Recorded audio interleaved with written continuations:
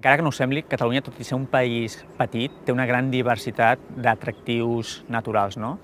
En primer lloc tenim animals que ens sorprenen. Tenim els cérvols al bou mort, tenim dofins a la Costa Brava, tenim flamencs al Delta de l'Ebre, tenim voltors al Prepirineu, tenim una riquesa faunística molt important. També tenim una geologia reconeguda mundialment, amb congostos, volcans, valls profundes, restes de petjades de dinosaures, etc.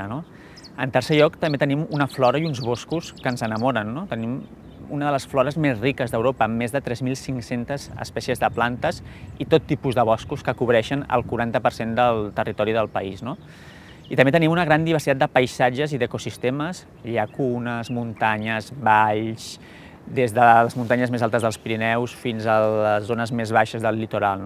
I tot això protegit amb una xarxa de 165 espais naturals que taquen tot el territori i que cobreixen un 30% de superfície protegida arreu de Catalunya.